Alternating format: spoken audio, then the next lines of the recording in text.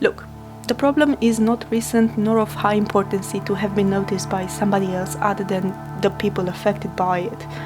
However, the filmmaking industry is dying. And I don't mean the big productions, the big names, and the streaming services pumping millions of dollars into half-assed original series thought and produced only for revenue. I am looking at you, Netflix. The dying species are the unique, dedicated indie filmmakers, ready to sacrifice anything and everything to see their product screening, to see their vision come to life. Filmmakers around the globe already feel the pressure of achieving in the industry, of becoming and making a name for themselves. It is a highly competitive industry that will bite and kill if you are not ready. There is no space for mistake, for experiments, or for no-names to try and make a point, to raise a subject or propose a project. That is why the filmmakers are dying. The ones who want to create innovative and unique ideas, who want to show their original version and their authentic self. But in a society where only the big names get to produce and release a movie, we, the remaining filmmakers, are wondering if there is actually any point in even trying to get a foot in the battlefield if the battle is already lost. The death of the filmmaker had begun some time ago, with the popularization of streaming websites. Cinemas are dying, and with them fall the filmmakers as well. Before, filmmakers used to take the risk, finance their project, and release it to cinema, where, if successful, the revenue would finance the next project, and the cycle would continue. Produce to consume, consuming to produce. The life of the filmmaker was not endangered. Although still a merciless industry, you'd at least know you had a chance to score big. And you could say you can do that today with so many award seasons and shows to promote projects, but can you? Because last time I checked, at the end of promotions, there were 3 famous words. Now streaming on. Cinemas are still there. The buildings still exist. But we begin to lose them, not as slow as you'd think. So, if you can afford, us, the dying species of filmmakers, ask you to go out, go to the cinema, and keep them alive.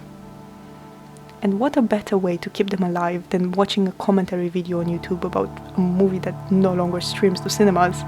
The Fall.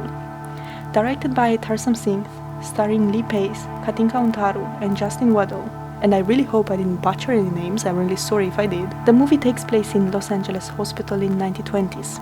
We get introduced to Alexandria, the young child protagonist, played by Katinka Untaru, as she wanders around the hospital with a broken arm. Looking curiously around, befriending Roy Walker, a movie stuntman with paralyzed legs. As their friendship is growing, Alexandria engages in the story told by Roy. Stories of corruption, bravery, and fellowship. Stories that emphasize Roy's state of mind, his perspective on life, but whose storytelling is bended and recreated by the innocence of Alexandria. In the pursuit of obtaining morphine, Roy tricks Alexandria into bringing him the medicine by exchanging more of his story. As the story expands and Alexandria brings the morphine, Roy falls victim to his pain, relieving it by overdosing on morphine, hoping for a calm and peaceful passing. As if working symmetrically, the two worlds, Roy's world and the story, develop in perfect concordance. Influenced by Roy's state of mind, the story of the 6 men fighting against a corrupted king starts as a quest of success, of freedom, developing in a dooming nothingness, failure and desperation. Death and suffering creeps in more and more as Roy falls deeper into his depression, with small involvements of Alexandria trying to save the story and save the men fighting against the king.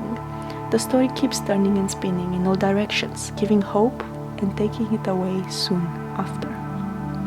With no CGI, filmed in over 28 countries, all that we see had been carefully created and staged with practical special effects, bringing a deeper understanding of the art behind the cinematography.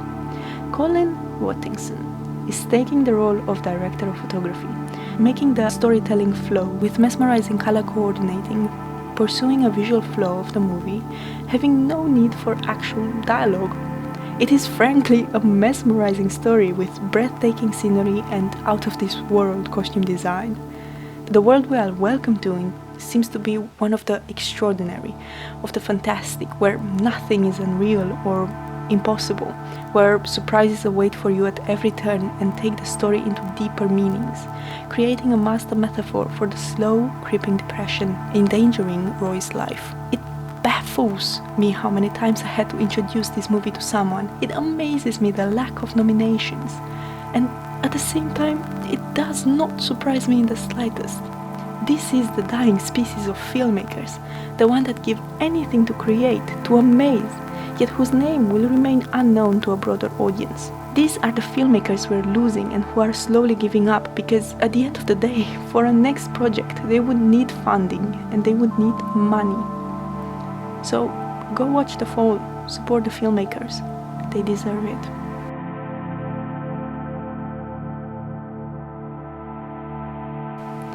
P.S.